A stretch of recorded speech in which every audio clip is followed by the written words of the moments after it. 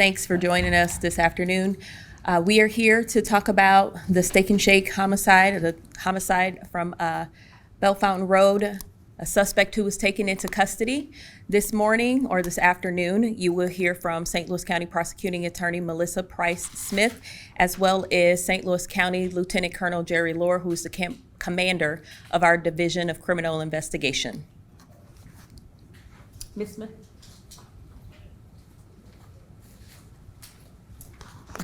Good afternoon. I'd like to start by sending our condolences to the victim's family. There truly are no words to express, but to the family, please know that our hearts are with you. On April 8th of 2026, there was an assault and murder at the Steak and Shake on Bell Fountain in St. Louis County. At the time, there were no suspects, but due to the diligence and the tireless work of the St. Louis County Police Department, Crimes Against Persons, under the command of Lieutenant Colonel Jerry Lohr, and the detectives in that unit, in particular Detective Matt Goro, they refused to give up. Yesterday, 20-year-old Jada Bell was taken into custody. Our office charged her with murder in the first degree, armed criminal action, unlawful use of a weapon, which was shooting from a vehicle, another count of armed criminal action, assault first degree, and another count of armed criminal action. On April 8th, the defendant was going through the drive-thru at Steak and Shake, and the victim was working the drive-thru window, and the two got into a dispute about her order. The defendant threw a soda cup at the victim while she was working.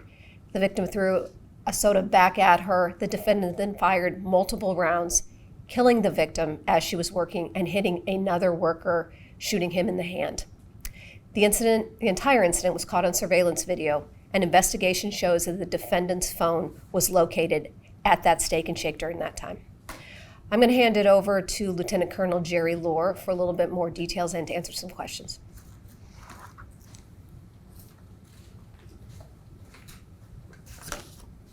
Good afternoon. Thank you all for coming. Let me start off kind of reiterating what Melissa Price Smith said.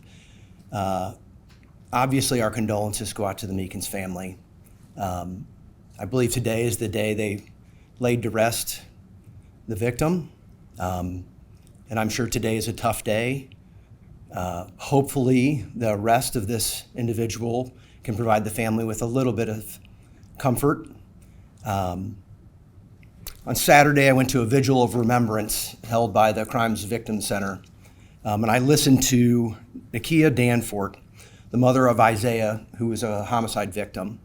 And I listened to her story and her talk about her loss, her sense of loss, and the fact that nothing will ever replace that. And this is obviously the Meekins family is going through the same thing right now. Nothing that we can do will bring her back. And we understand that. But we do hope that this does provide a sense of justice, at least a little bit of sense of justice. It will not replace the loss that they're going to feel. But we hope it does give them a little bit of comfort.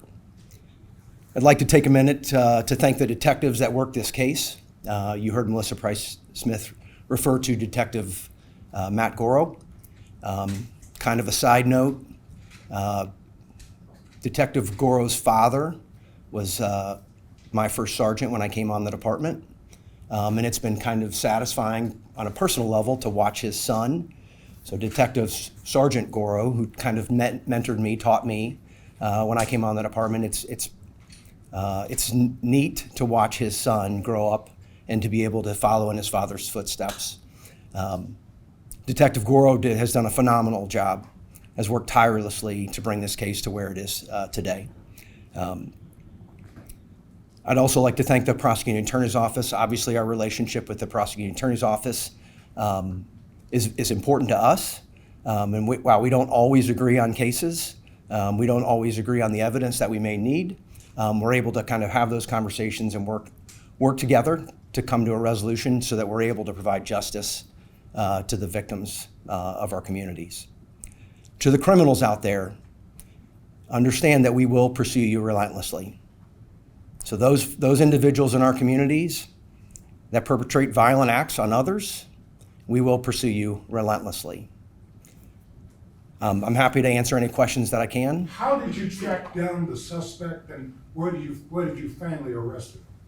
So she was actually taken into custody yesterday. We used, obviously, technology did a lot of advances in technology. Obviously, cell phone data, DNA data, witness identification, camera data, all of those things go into kind of painting the picture to provide us with enough evidence to make an arrest. Where did you finally arrest her? Hold on. That was the second question. Where did you finally arrest her? When? Where? She was taken into custody, I don't know, at home, yeah. At home, at her house, her residence, yeah. Was there any prior relationship between Jada Bell and the victim before the shooting? None that we're aware of, no. Random Yeah, customer? True, yes, truly random, yeah. Could you speak to the time frame between the incident and the arrest, just the time frame? I know you talked about the process of what has to go through, but could you just speak a little bit about why maybe it takes the time it takes? Sure. Obviously, the homicide was on April, make sure I have the date, 8th. We want to make sure that we're able to present a very thorough investigation. So we want to take our time. We want to build the case. Obviously, we investigate all leads, so we try not to jump to conclusions. Obviously, the advances in technology give us techniques and give us the ability to do things we couldn't do 10 years ago. But at the same time, we want to make sure that we back that technology up with facts that we can verify. And so it's a tedious process. It's a process that takes, up to, I think Detective Goro at one point had worked, 24, 28 hours straight. And so obviously it's not something that happens overnight. This is the type of case that gets people talking due to the circumstance. Instead of steak and shake, from your perspective, law enforcement perspective, does that add to the significance of getting it done and bringing this person to justice because it's something that people are talking a lot about? Absolutely. Now, let me start with every homicide is important to us. So let's not try to prioritize one homicide over another.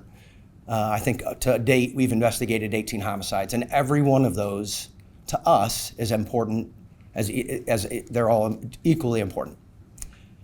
This one garners national attention. This one garners the attention because it is truly what appears to be random. And this is what, if I went to Steak and Shake, my wife went to Steak and Shake, my family members went to Steak and Shake, could this happen to them? And that's what gets people's attention. And obviously we take that into consideration. Obviously there may be what we would impose upon ourselves to be a self-imposed kind of importance. But at the end of the day, they're all important. The loss of any life is important to us, and we try to solve all of them equally. Can you talk about the gun that was used? Did she purchase it legally? Was it stolen? Was it someone else's So at this gun? point, we have not recovered the firearm. So I can't speak to that. Did the suspect offer a confession? Did she make any statements about this? No, at this point, the suspect's not cooperating. Now, if this was caught on surveillance camera, obviously your team has worked tirelessly to be able to get to this point, but why was there no, or I guess why did it take so long to release any kind of suspect information? Was there anything with your investigation that you guys were waiting, holding out on releasing that information to the public? I understand your question. And so there are times when we withhold that information due to other things that may be in the photographs that we don't necessarily want public. Because that may contain information that would not be known to other individuals that are specific to the incident. And when we identify a suspect, we want to be able to ask certain questions to be able to kind of put the picture together. Again, I think based on the investigation and the way it progressed, we were very comfortable with withholding it up until the point where we made the arrest. Do you anticipate any other additional suspects being charged? At this time, I don't. That doesn't mean I won't limit myself and say that something couldn't happen later in the future, but at this time, I don't. I have a question for the prosecutor. Yes, sir? I talked to Chauncia's father. He says he'd like to see the death penalty in this case. Do you see this as a death penalty type of case? Any cases in our office, any homicide cases where the homicide team assigned to it is considering the death penalty, they will put together a memo, they will gather as a team, and they will come to me to meet on that. That has not occurred at this time. I got one more for you, sir. Yeah, sure. Do you guys know if there was any other individuals in the vehicle at the time of the shooting? We believe there was, yes. When you said 18 homicides, is that year to date? That is yes, the homicides that the St. Louis County Police Department has investigated year to date, yes. I'd be remiss if I did not ask this. Do you have any information at all? I know this is about Chauncey, but obviously a lot of concern about the case of Ronald Milton in Ferguson. Do you have any information about that, where that investigation stands? That is an active investigation. Obviously, we took that investigation over, and we're hopeful that we'll have an arrest imminently soon. Yeah. Thank you. I have an unrelated question for you. A Charlotte woman, Jaslyn Raquel Crawford, was recently charged with 2 felony counts of endangering the welfare of a child after her 7-year-old daughter was found suffering from an overdose from the combination of fentanyl and meth. That little girl is now fighting for her life at a local hospital. So do you expect additional charges to be filed in this case? And if you could just speak on how tragic it is, this situation, that a child was exposed to these deadly drugs.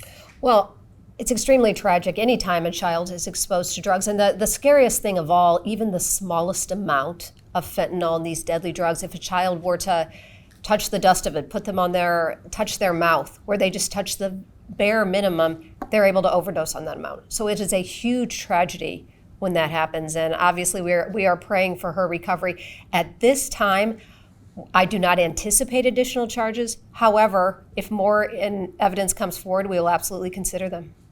Can I ask you about your infraction diversion program? I know this is off topic, but we've got a reporter working on this for tonight. Sure.